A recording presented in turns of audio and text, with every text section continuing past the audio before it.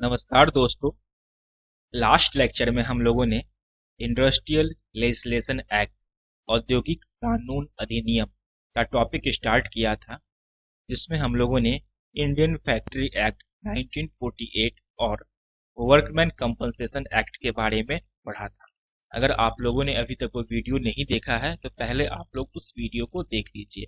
आपको उस वीडियो का लिंक डिस्क्रिप्शन में मिल जाएगा। आज के लेक्चर में हम लोग employ state insurance act ESI act कर्मचारी राज्य बीमा अधिनियम के बारे में जानेंगे। तो सबसे पहले इसका ऑब्जेक्टिव क्या है?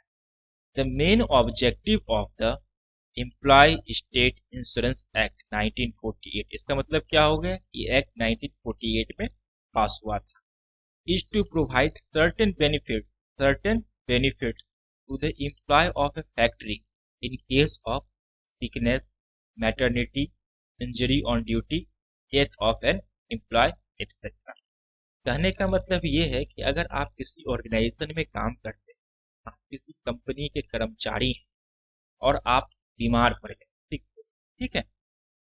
मैटरनिटी, आपके यहाँ कोई फीमेल एम्प्लॉय काम करती है और वो प्रेग्नेंट है। मैटरनिटी, इंजरी ऑन ड्यूटी, काम करते वक्त आपको चोट लग गई या आपकी मृत्यु हो जाती है, तो आपको इस अधिनियम के अनुसार बेनिफिट्स मिलेगा, फायदा मिलेगा। कौन सा अधिनियम के अनुसार? कर्मचारी राज्य बीमा अधिनियम 1948। आप लोग इस चीज को याद रखिए, ये कौन सा अधिनियम किस साल बना है। ये अधिनियम किस साल बना है? 1948 में पास हुआ। ये सब ऑब्जेक्टिव क्वेश्चन में आपको पूछा जा सकता है। और ये सारा का सारा जो लोग पिछले लेक्चर में जितने भी एक्ट पढ़े हैं और अभी जो पढ़ रहे हैं और आगे जो पढ़ेंगे, ये एक्ट आपके लिए बहुत ही इंपॉर्टेंट टॉपिक है। आपको एक न एक शॉर्ट नोट्स लिखने के लिए जरूर आएगा किसी न किसी एक्ट पे। ये 4 एक्ट आपको पढ़ने हैं सिलेबस में, चारों में से कोई भी एक एक्ट आ सकता है जिस पर आपको शॉर्ट नोट्स लिखने के लिए बोला जाएगा। ये बहुत ही इंपॉर्टेंट टॉपिक आपका चल रहा है, इसको ध्यान दीजिए।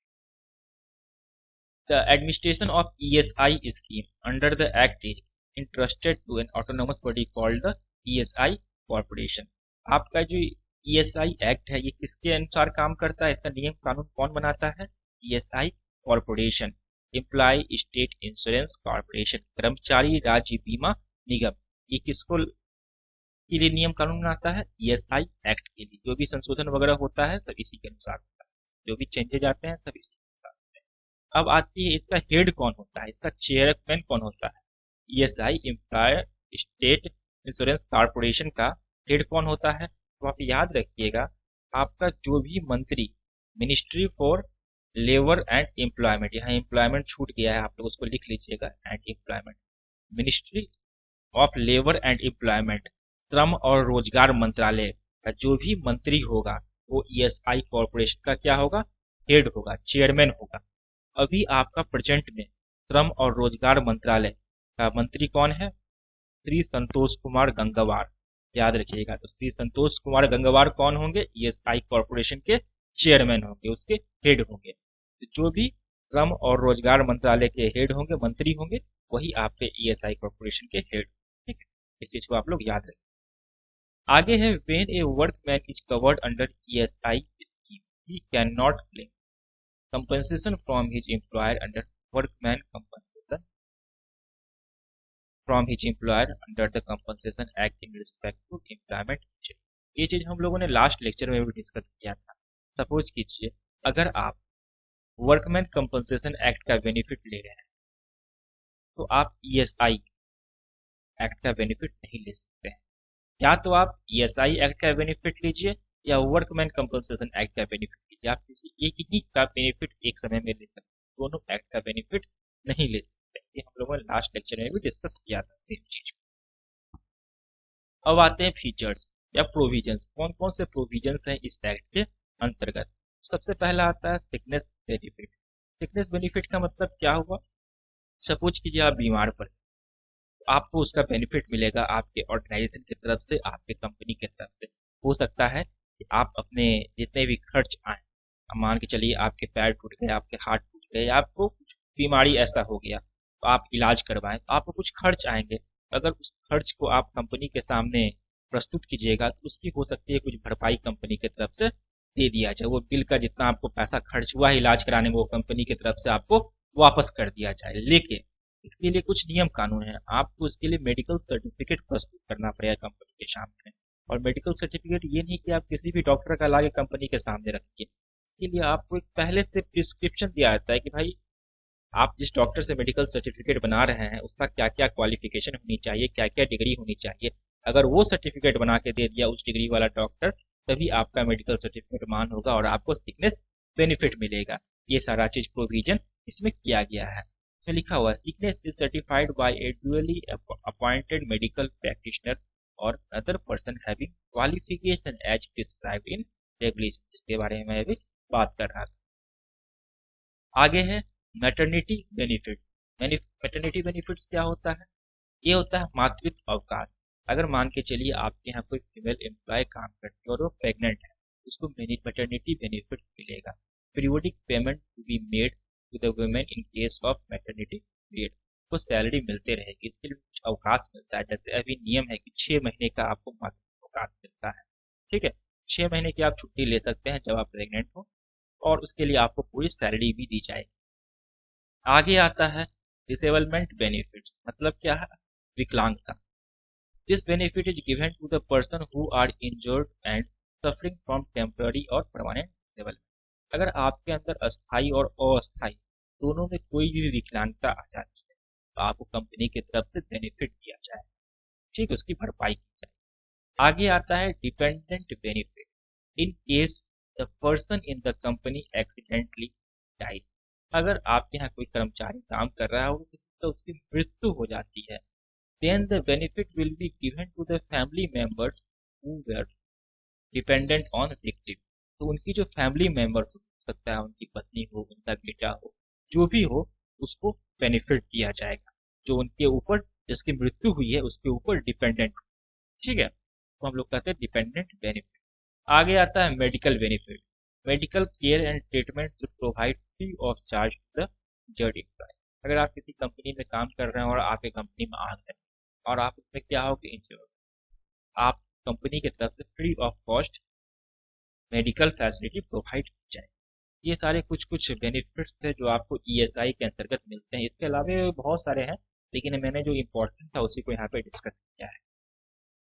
और अब नेक्स्ट देखते हैं आगे का आपका एक और एक्ट जो है आपका इंडस्ट्रियल डिस्प्यूट एक्ट 1947, औद्योगिक विवाद अधिनियम। आपको पता होगा डिस्प्यूट का हिंदी क्या होता है? विवाद। 1947, आपको इसको ये याद रखना है, किसी एक एक्ट का पास हुआ होगा 1947 में एक्ट बना होगा, ठीक, आजादी के समय। This act provide various mechanism to settle industrial dispute so as to avoid strike and lockout. ठीक है, ये बहुत तरह का मैकेनिज्म प्रोवाइड करता है, बहुत सारा तरीका हम लोग को प्रोवाइड करता है, जिससे कि इंडस्ट्री के अंदर जो स्ट्राइक्स होते हैं, तालाबंदी होता है, इन सब से हम लोग बच सकते हैं। क्या हम लोग को नियम, क्या तरीका है, ये हम लोग जानेंगे। आप लोग देखते होंगे इंडस्ट्री में कि आपके लेबर यूनियन होते हैं, हमारी मांगे पूरी करो, नहीं पूरी करोगे तो स्ट्राइक पे चले जाएंगे, धरना प्रदर्शन करने लगेंगे, कंपनी में ताला बंद कर देंगे कि कोई काम नहीं होगा, कंपनी बंद हो जाएगी। इस सब चीज का डिस्प्यूट होते रहता है, तो हम लोग को सेटल करना पड़ता है। इस नियम के अनुसार इसी के लिए प्रोविजन किए गए हैं। कौन कौन से प्रोविजन किए गए हैं हम लोग वन बाय वन देखते हैं। अब यहाँ पे features of the act. Act के कौन कौन से फीचर है? सबसे पहला है वर्क कमिटी। ये क्या होता है? Committee is must in every factory employing more than 100 workers. जहाँ भी 100 वर्कर से अधिक काम कर रहे हैं वहाँ पे वर्क कमिटी कंपलसरी है। This committee promotes good relations and unity between employer and the employer. ये कमिटी क्या करती है? अच्छा रिलेशन बनाने की कोशिश करती है, किसके बीच? एम्प्लॉयर, जो आपका हेड है कंपनी, और उसके वर्कर के बीच। ठीक है, आगे आता है आपका कंसिलिएशन ऑफिसर। कंसिलिएशन का मतलब क्या होता है? इसका मतलब होता है समझौता, मतलब समझौता कराने वाला ऑफिसर, मतलब एक मीडिएटर जिसको कहते हैं ना, मीडिएटर, बस वही conciliation officer. These officer are appointed by the state government. याद रखिए किसके द्वारा अपॉइंट किया जाता है? स्टेट गवर्नमेंट, राज्य सरकार के द्वारा। To settle dispute of company, company के अंदर जो भी विवाद होते हैं उसको सुलह करवाने के लिए। आगे क्या है, बोर्ड ऑफ कंसिलिएशन। इसका मतलब क्या होता है, it consist of board bye the state government with independent chairman and members for settling dispute. एक बोर्ड बनाया जाता है, इसका एक अध्यक्ष होता है। इसका काम क्या है, कंपनी के अंदर जो भी डिस्प्यूट होते हैं डिफरेंट डिफरेंट कंपनी के अंदर उसको सुलह करवाना। ठीक है, तो क्यों डिस्प्यूट होता है, कभी हो सकता है कि वेतन बढ़ाने के लिए कि हमारा सैलरी जो है उसको आप बढ़ाइए, वर्किंग डेज को लेके, काम करने के घंटे को लेकर, इस तरह बहुत सारे फैसिलिटी को लेकर अधिकतर कंपनी के अंदर डिस्प्यूट होते रहता है। ये सारा उसको सुलह कराने का काम करते हैं। आगे है court of inquiry. It consist of state government representative to inquire the cause of dispute. इसमें क्या होता है, हमारा राज्य सरकार का एक रिप्रेजेंटेटिव होता है जो कि इंक्वायरी करता है कि आपका विवाद का क्या क्या कारण है, क्यों आपके यहाँ विवाद उत्पन्न हुआ, क्यों आपके यहाँ स्ट्राइक हुआ। आगे एक है लेबर कोर्ट। लेबर कोर्ट क्या होता है, ये आपके हर एक सरकार में, राज्य सरकार में, तो आपके बिहार में भी लेबर कोर्ट है। State government has to appoint one person with judicial experience to adjudicate the dispute.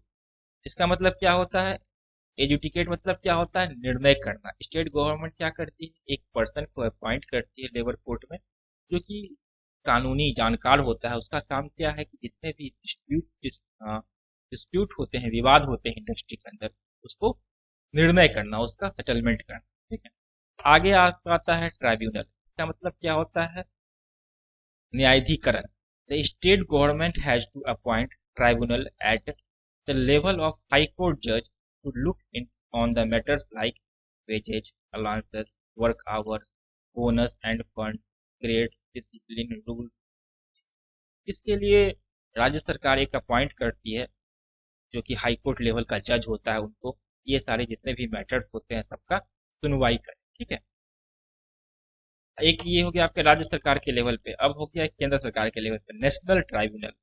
National Tribunal is appointed by the central government at the level of High Court Judge for the dispute of national importance। ये हमारा state level का था और हमारा ये national level का है।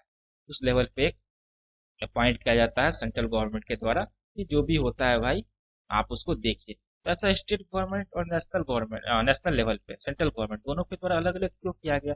देखिए, कुछ कंपनियां आपकी होती है जो राज्य सरकार के अंतर्गत होती है, जैसे कि आपके बिहार राज्य के अंतर्गत ही बहुत सारी कंपनी है जिसका मालिक कौन है, राज्य सरकार है। वो सारा का सारा जो होगा वो कहाँ जाएगा, इंडस्ट्री स्टेट गवर्नमेंट वाले में जाएगा। और कुछ होती है नेशनल लेवल की इंडस्ट्री, जैसे कि बड़ी बड़ी सेंट्रल गवर्नमेंट की इंडस्ट्री से ऑर्डिनेंस टाइप, तो उसमें दिक्कत हुआ, उसमें कोई डिस्प्यूट उत्पन्न हुआ, तो वो लोग कहाँ जाएंगे, नेशनल ट्राइब्यूनल में जाएंगे। स्टेट वाले जाएंगे रहेंगे तो स्टेट लेवल के ट्राइब्यूनल में जाएंगे। तो ये आपका था इंडस्ट्रियल डिस्प्यूट एक्ट, औद्योगिक विवाद अधिनियम। इसके अलावा भी इसमें बहुत सारे प्रोविजंस है, यहाँ हम लोगों ने सिर्फ इम्पोर्टेंट प्रोविजंस को ही डिस्कस किया है। तो आपको ये वीडियो कैसा लगा कमेंट में जरूर बताइएगा, और अगर आप इस चैनल पर नए हैं तो चैनल को सब्सक्राइब कीजिए और वीडियो को लाइक और शेयर कीजिए। धन्यवाद।